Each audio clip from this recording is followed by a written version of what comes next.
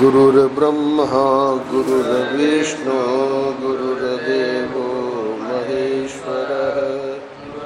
साक्षात् परं ब्रह्म तस्मै श्री गुरवे नमः।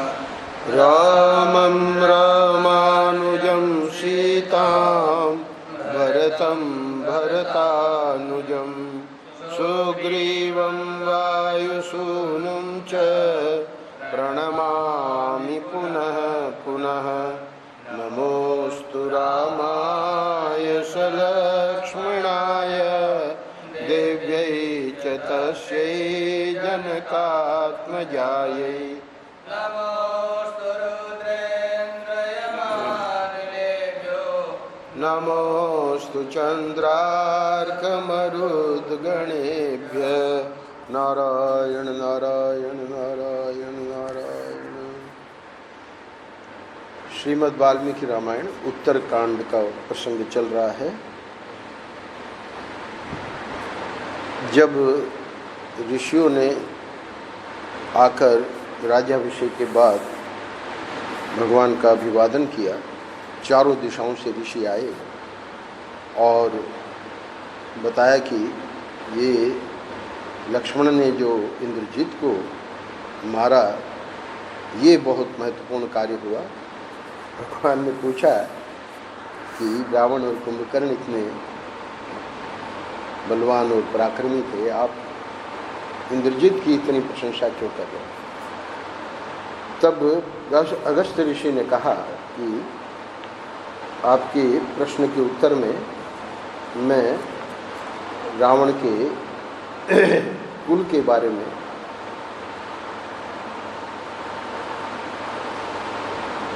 जन्म तथा वरदान प्राप्ति आदि का प्रसंग सुनाता हूँ। ब्रह्मा जी के पुत्र हुए पुलस्त्य। पुलस्त्य ब्रह्मा जी जैसे ही थे और इन्होंने राजा तृणबिंदु के उपवन में, राजर्षि थे तृणबिंदु, तो सब व्यवस्था कर दी और ये जो पुलस्त्य थे इन्होंने वहीं पे अपना जो भी भजन साधन तपस्या करते थे। उपवन इतना सुंदर था कि जो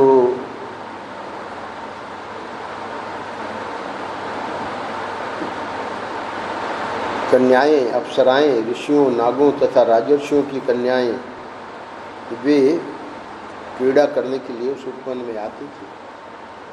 प्रसंग आप सब सुन चुके हैं। उनकी तपस्या में विघ्न पड़ता था। एक दिन जो सब देवियां आई हुई थी तो कह दिया कि अब कोई आगे आवेगा तो मेरी दृष्टि पथ में अगर वो देवी आ गई तो निश्चय ही गर्भ धारण कर लेगी।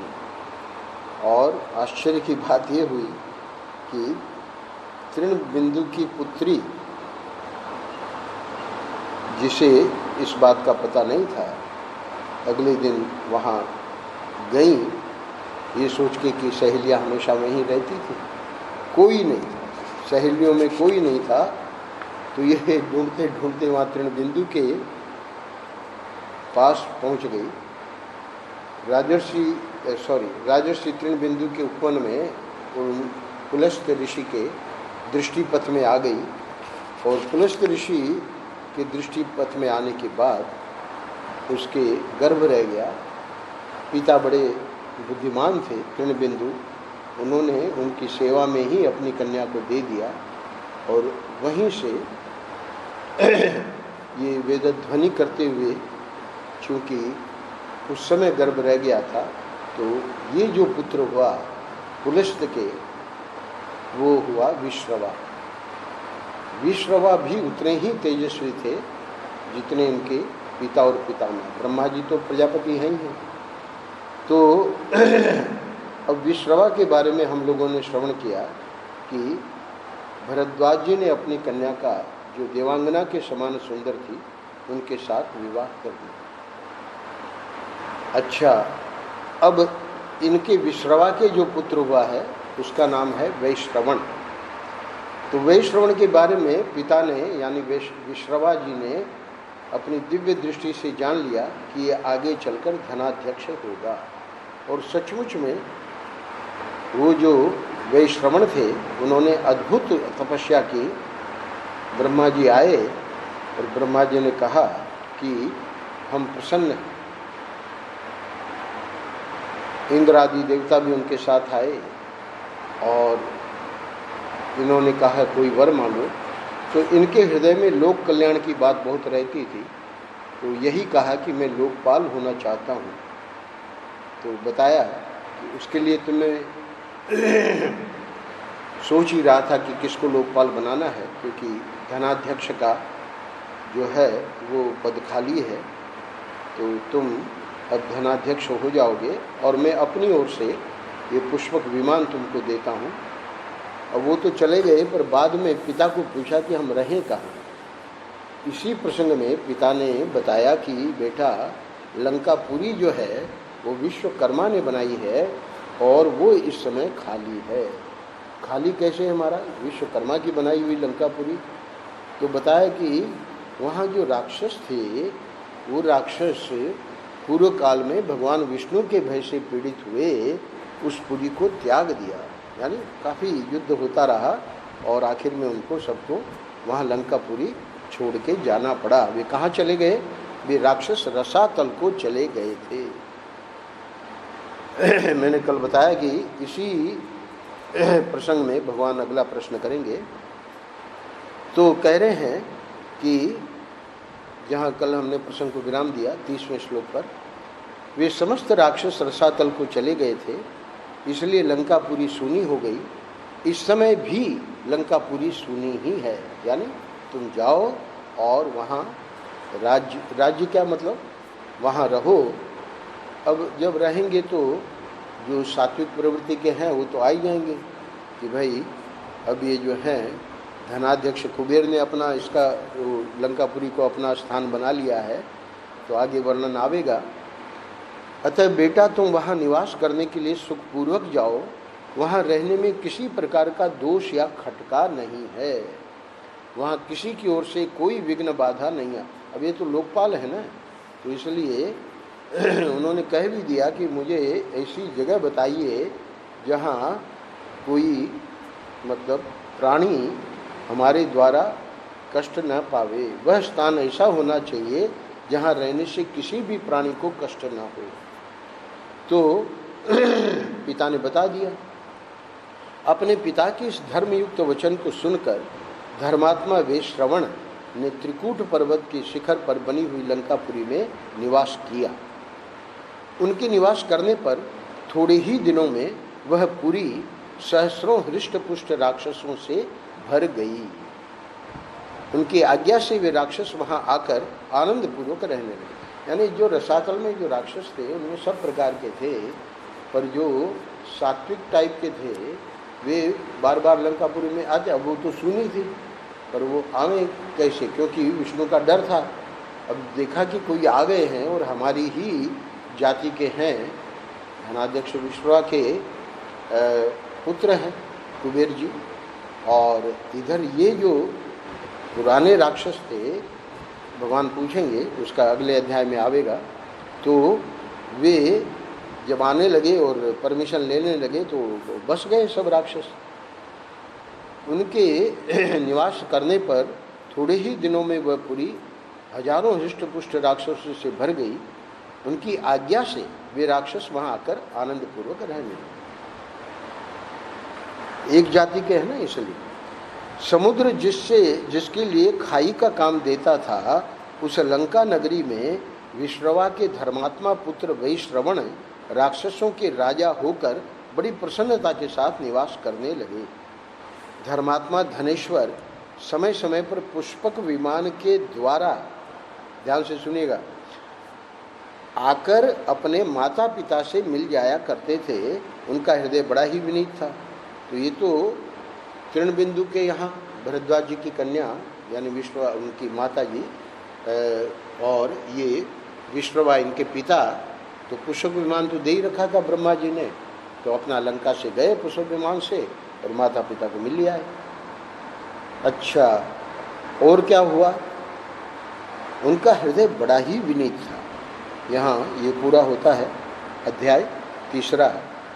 देवता और गंधर्व उनकी स्तुति करते थे, लोकपाल थे। उनका भव्य भवन अप्सराओं के नृत्य से सुशोभित होता था। वे धनपति कुबेर अपनी किरणों से प्रकाशित होने वाले सूर्य की भांति सब ओर प्रकाश बिखेरते हुए एक दिन जब अपने पिता के समीप गए, तो अब यहाँ अगस्त्य जी सुना रहे हैं तो प्रसंग रुक जाता है। अगले अध्याय में अगस्त्य जी की कही हुई इस बात को सुनकर श्री रामचंद्र जी को बड़ा आश्चर्य हुआ। उन्होंने मन ही मन सोचा, राक्षस कुल की उत्पत्ति तो मुनिवर विश्रवा से ही मानी जाती है। यदि उनसे भी पहले लंकापुरी में राक्षस रहते थे तो उनकी उत्पत्ति किस प्रकार हुई थी? यानी वैश्रवण तक तो ठीक ही है, कुबेर यही है जो हमारी जानकारी में है। और ये कह रहे हैं कि पहले राक्षस थे और उनको विष्णु ने, है ना, भगा दिया रसातल में। तो उनसे भी पहले लंकापुरी में राक्षस रहते थे, तो उनकी उत्पत्ति किस प्रकार हुई थी? ये तो बात नहीं सुनाई अगस्त्य ऋषि ने। उन्होंने तो वहीं से सुनाया कि रावण का कुल और ये उसका जो है जन्म वगैरह। इस प्रकार आश्चर्य होने के अनंतर सिर हिलाकर श्री रामचंद्र जी ने त्रिविध अग्नियों के समान तेजस्वी शरीर वाले अगस्त्य जी की ओर बारंबार देखा। अब वो जब बारंबार देख रहे हैं तो समझ गए अगस्त्य जी कि कुछ पूछना चाह रहे हैं, तो संकेत किया कि पूछो। तो मुस्कुराकर पूछा कि हे भगवान, कुबेर और रावण से पहले भी यह लंकापुरी मांसभक्षी राक्षसों के अधिकार में थी।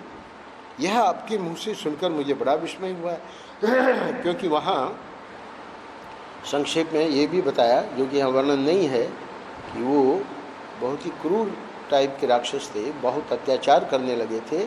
और देवताओं ने जब विष्णु को प्रार्थना की तब विष्णु ने इनको, और वो युद्ध का वर्णन आगे विस्तार में आवेगा, तो पूछ रहे हैं कि ये तो रावण से पहले भी जो आप वर्णन कर रहे हैं कि लंकापुरी मांसभक्षी राक्षसों के अधिकार में थी, तो यह आपके मुंह से सुनकर मुझे बड़ा विस्मय हुआ है।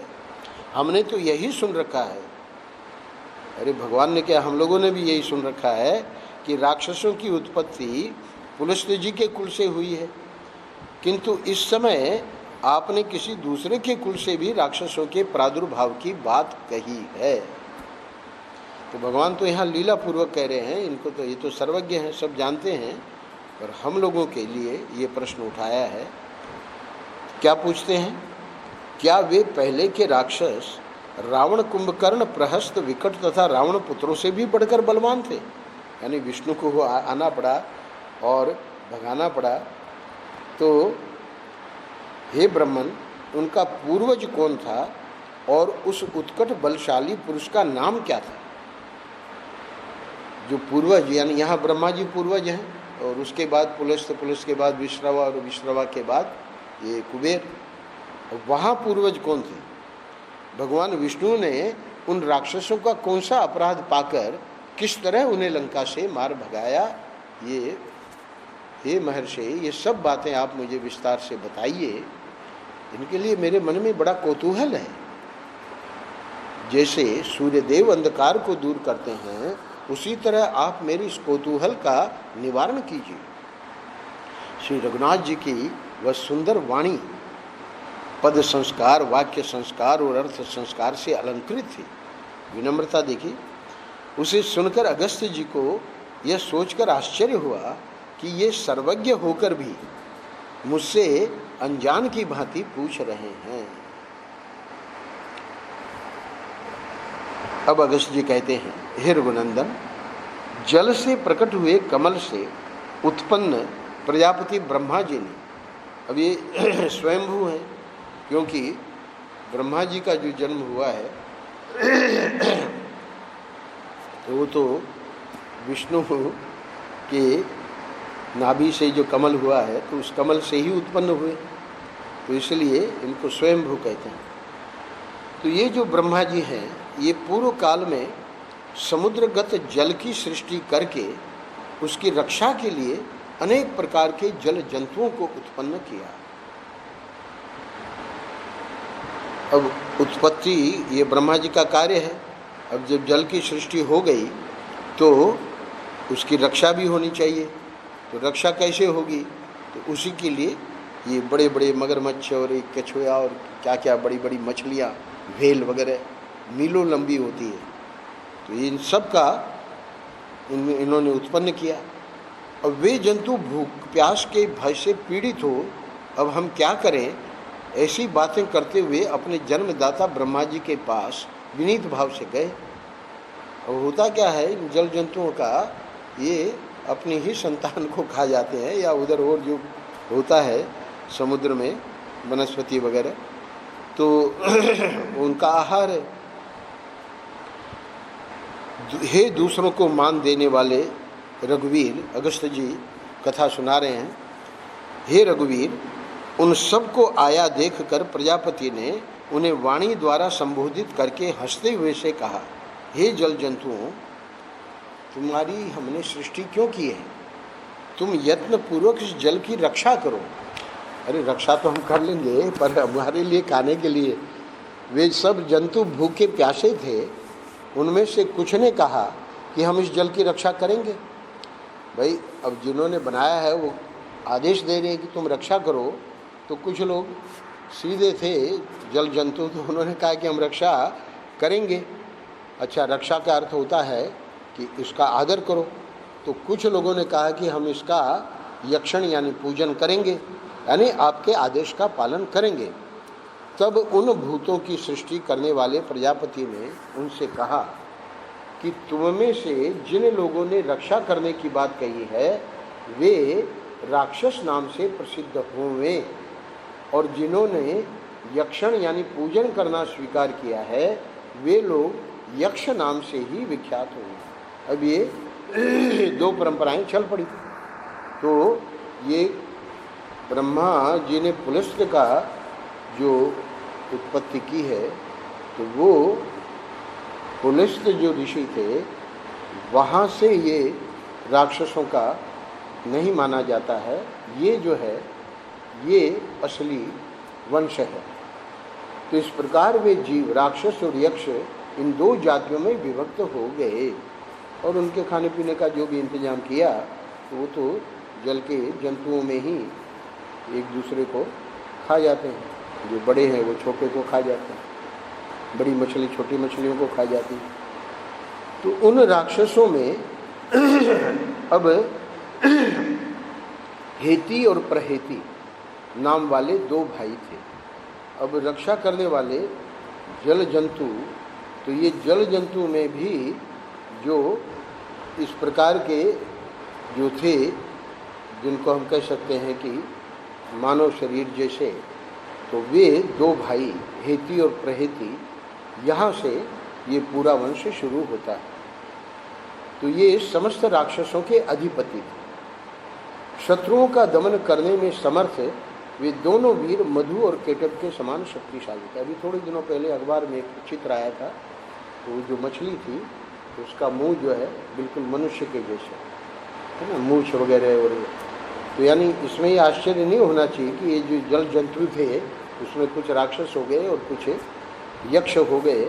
तो हेती प्रहेती से ये जो दो भाई थे ये अधिपति थे और बड़े पराक्रमशाली थे। प्रहेती धर्मात्मा था, वह तत्काल तपोवन में जाकर तपस्या करने लगा।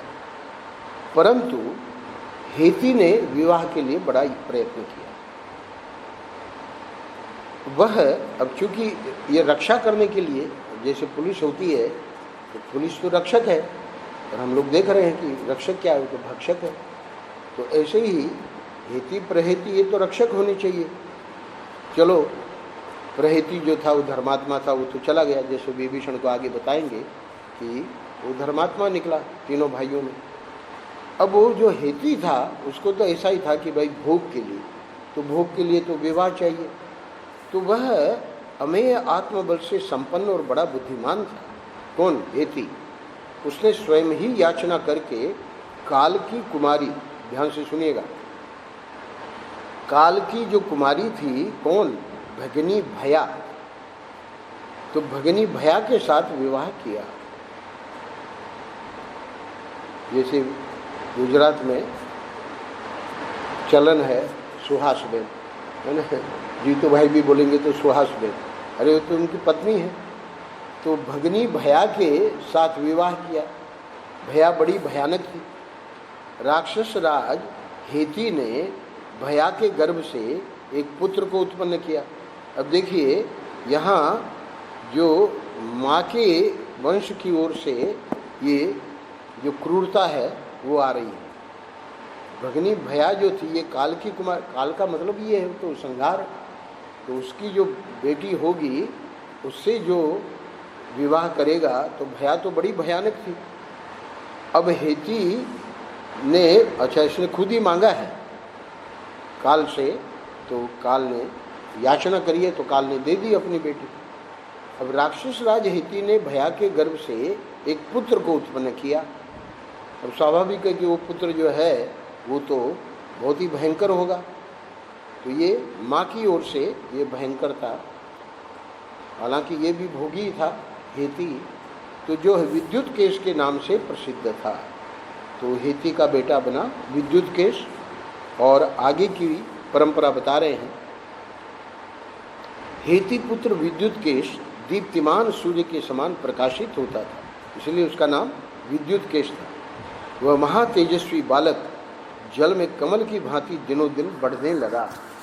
निशाचर विद्युत केश जब बढ़कर उत्तम युवावस्था को प्राप्त हुआ तब उसके पिता, अब ये तो राक्षसों के राजा थे, हेती प्रहेती तो अपना धर्मात्मा था, वो तो चला गया। तो राक्षस राज हेती ने यानी विद्युत केश के पिता ने अपने पुत्र का ब्याह कर देने का निश्चय किया। राक्षस राज शिरोमणि हेती ने अपने पुत्र को ब्याहने के लिए संध्या की पुत्री का, जो प्रभाव में अपनी माता संध्या के ही समान थी, वर्ण किया।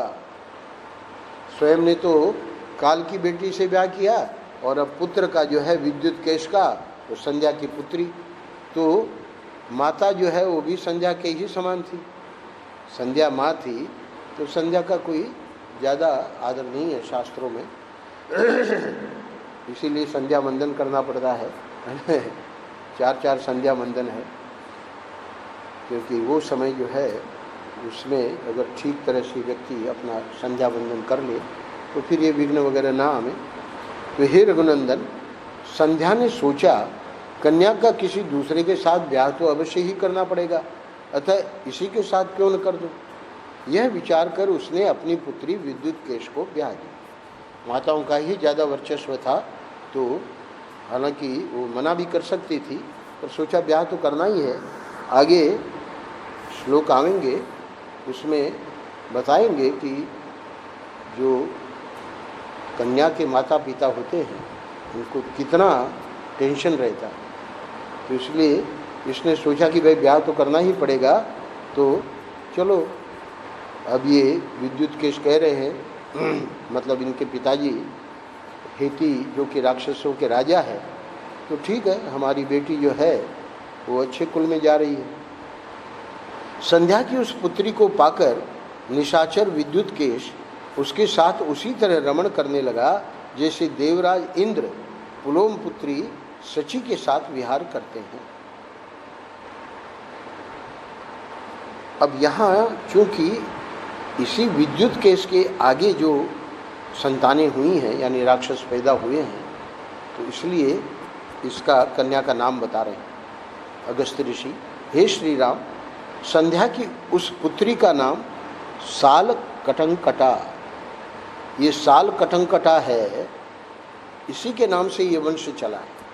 वो पौलस्त्य वंश है और ये साल कटंकट वंश है, जिसका भगवान ने प्रश्न किया कि इनके पहले भी कोई राक्षस थे क्या, वो ही वर्णन कर रहे हैं। तो ये जो संध्या पुत्री साल कटंकटा थी, तो कुछ काल के पश्चात उसने विद्युत केश से उसी तरह गर्भ धारण किया जैसे मेघों की पंक्ति समुद्र से जल ग्रहण करती है। तदनंतर उस राक्षसी ने, किसने, सालकटंकटा ने मंदराचल पर जाकर, अब ये आप देखिएगा, ये माँ है पर क्या करती है, बहुत अद्भुत बात है। तो अगस्त ऋषि बता रहे हैं, तदनंतर उस राक्षसी ने मंदराचल पर जाकर विद्युत के समान कांतिमान बालक को जन्म दिया, मानो गंगा ने अग्नि के छोड़े हुए भगवान शिव के तेजस स्वरूप गर्भ कुमार कार्तिकेय को उत्पन्न किया। उपमा क्या दे रहे हैं अगस्त ऋषि कि जैसे कार्तिकेय उत्पन्न हुए वैसे ये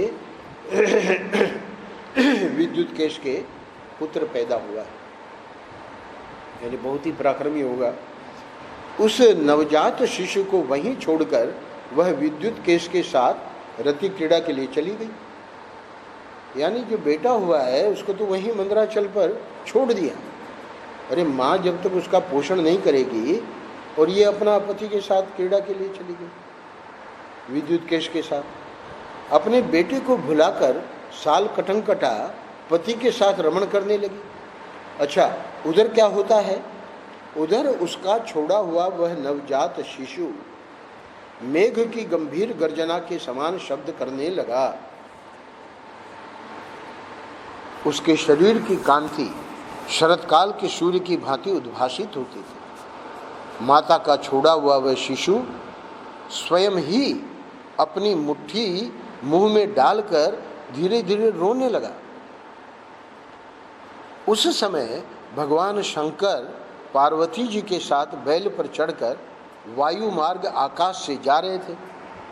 उन्होंने उस बालक के रोने की आवाज़ सुनी। सुनकर पार्वती सहित शिव ने उस रोते हुए राक्षस कुमार की ओर देखा। वहीं से आकाश मार्ग से ही देख रहे हैं। अब देख रहे हैं कि उसकी माँ और पिता कोई नहीं है वहाँ, और वो बेचारा शिशु अकेला है, रो रहा है।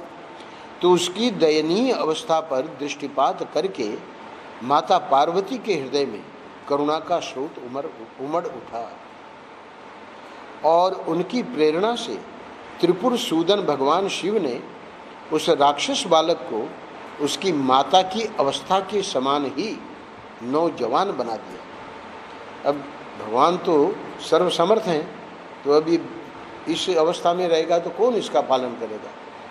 वहाँ तो वर्णन आया है भगवान शंकराचार्य जी के बारे में कि भगवान शंकराचार्य जी को माँ पार्वती ने दूध पिलाया। तो यानी ऐसा नहीं कि उनकी माँ छोड़ के चली गई थी, पर वो वहाँ एक ऐसा प्रसंग है। तो यहाँ अब ये सब बवाल, ये तो राक्षस है ना, तो इतना तो इनको पता था, इसलिए अब इसको बड़ा कर दो। अब बड़ा कर दिया। इतना ही नहीं, सिर्फ बड़ा कर देते तो भी पर्याप्त नहीं था। पार्वती जी का प्रिय करने की इच्छा से अविनाशी एवं निर्विकार भगवान महादेव ने उस बालक को अमर बनाकर, अब देखिए ये जो विद्युत केश का पुत्र है सुकेश, उसका नामकरण करेंगे। ये सुकेश भगवान शंकर ने इसको अमर बना दिया। अच्छा, और क्या किया, उसके रहने के लिए एक आकाशचारी नगराकार विमान दे दिया। और क्या कहते हैं अपने अगस्त ऋषि जी वर्णन कर रहे हैं, ये तो राजकुमार है ना भगवान, हे राजकुमार, तत्पश्चात पार्वती जी ने भी यह वरदान दिया। ये तो शिव जी ने कर दिया, क्या, एक तो अमर बना दिया और दूसरा उसको नगराकार विमान दे दिया। अच्छा, अब पार्वती जी क्या करती हैं, ध्यान से सुनिएगा।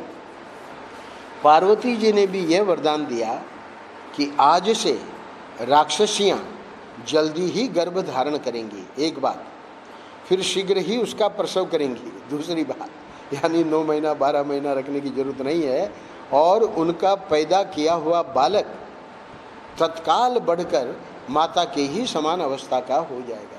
यानी जैसे ये सुकेश बड़ा हो गया, जैसे भगवान शंकर ने उसको कर दिया, तो अब ये पूरे राक्षस जाति को ये वरदान मिल गया या शाप मिल गया, जो भी समझे, है ना। तो अंतिम श्लोक में यहाँ 4था अध्याय पूरा होता है। विद्युत केश का वह पुत्र सुकेश के नाम से प्रसिद्ध हुआ। तो अब ध्यान रखिएगा, ये जो पहले जल जंतु जिनको राक्षस मतलब तुम रक्षा करो, तो वही राक्षस हेती प्रहेती में जो हेती से वंश चला, तो हेती के नाम से वंश का नाम नहीं है। हेती को जब वो चाह हुई कि हमारा ब्याह हो जाए, उसने याचना की, और वो जो काल की बेटी थी भया, तो वो तो बड़ी भयानक थी, पर कोई बात नहीं। उससे फिर विद्युत केश, और विद्युत केश से ये सुकेश, ये वर्णन हमको ध्यान रखना है। और ये जो वंश चला है वो इसी की माँ का, सुकेश की जो माँ थी, साल कटंकटा, यानी कितनी उस प्रकार की रही होगी कि बच्चे को छोड़ के और अपना पति के साथ, ये तो शिव पार्वती जी की दृष्टि पड़ गई। तो अब ये शिव पार्वती के कारण ये जो पुराना जो ये कुल था राक्षस वाला, वो ये इस प्रकार से अमरत्व को प्राप्त हो गया। यानी अब सुकेश की जो संतान होगी वो और भयंकर होगी। तो इसकी चर्चा हम लोग कल करेंगे। सुकेश के पुत्र माल्यवान, सुमाली और माली, इनकी संतानों का वर्णन। यानी सुकेश के ये 3 हुए, माल्यवान, सुमाली और माली। आगे चल के जब ये बहुत मतलब जैसे रावण ने सबको दुखी कर दिया, वैसे ये सुकेश की संतानें सबको, मतलब ये माली जो है, सुमाली जो है, और ये माल्यवान जो हैं, इनके किस किस से इनका विवाह हुआ, इनकी संतानें, तो ये सब सुकेश के नाती हो गए। तो सुकेश के नाती जो थे वो ही बड़े बड़े राक्षस, किसी के 4 बेटे हुए, किसी के 10 बेटे हुए, किसी के, है ना, तो वो पूरा वर्णन आवेगा। और बेटियां, तो बेटियों में ये जो सुमाली था बीच वाला, इसके 4 बेटियां थी, उसमें केशकी करके, ये केशकी जो है वो ही बाद में रावण को ब्याही गई। तो ये कैसे क्या हुआ क्योंकि जैसे मैंने बताया हमारे लिए ये सब नया है, हमको तो एक पेपर में सब लिखना पड़ा कि भाई ये कुछ ध्यान तो रहता नहीं है, तो सब भूल भाल जाता है। तो ये जो है सुकेश की देववती गंधर्व कन्या, उससे विवाह होगा, और एक नर्मदा गंधर्वी है, तो वो नर्मदा गंधर्वी के सुंदरी, केतुमती और वसुधा, ये 3 बेटियां हैं। तो माल्यवान, सुमाली और माली, इनसे इनका विवाह होगा, और फिर उनकी संतानों का वर्णन है। तो उनकी संतानों में ये जो केशकी थी, यानी सुमाली की जो 4 पुत्रियां थी, उसमें से वो केशकी जो है, उसी को, ये बहुत बुद्धिमान था सुमाली। तो सुमाली ने देखा कि विश्रवा जी क्या है, लंकापुरी से जाते थे, ये तो सब रसातल में थे सब। क्यों? क्योंकि विष्णु से सब भगा दिए गए थे। बड़ा विस्तार में वर्णन आवेगा। जब अत्याचार किया तो इन्हीं का, माल्यवान, सुमाली, माली, इन्हीं की भिड़ंत हुई है विष्णु से। तो इनको तो पता था हम विष्णु को ख़त्म कर देंगे, पर हुआ उल्टा। विष्णु को कौन ख़त्म कर पाएगा? तो माली को तो मार ही डाला विष्णु ने, और माल्यवान और सुमाली बचे। तो माली के जो 4 बेटे थे वही विभीषण के 4 मंत्री हैं, उनके 4 के नाम दिए। और इधर जो सुमाली की संतान थी, तो उसमें जो केकसी थी, केकसी थी, तो ये सुमाली करता क्या है कि वो देखता है, ऊपर मर्त्यलोक में जाता है रसातल से बीच बीच में, क्योंकि राक्षस, यानी वो लंकापुरी में तो राक्षस तो थे ही, पर ये लोग जो है डरते थे विष्णु से। तो इसलिए भले उनका वो राज्य चल रहा था, पर वो कुबेर के जो अनुकूल थे वही राक्षस वहाँ थे लंकापुरी में। अब इसका ये प्रयास है सुमाली का कि हम तो वहाँ से भगाए गए हैं, लंकापुरी तो हमने खाली करी है, तो लंकापुरी तो हमारी है। तो इसलिए इसने देखा कि वो जो कुबेर है वो पुष्पक वन में, ये पुष्पक विमान में बैठकर और अपने पिताजी के पास जा रहा है। तो उसको लगा कि हम इस केकसी का विवाह कर दे विश्रवा से तो काम बन जाएगा। तो उसने यही किया, जाके विश्रवा से कहा कि आप हमारी बेटी से, यह हमारी बेटी जो है वो केकसी थी, वही उसने बाध्य कर दिया अपने पति को, और उसी से फिर ये रावण कुंभकर्ण।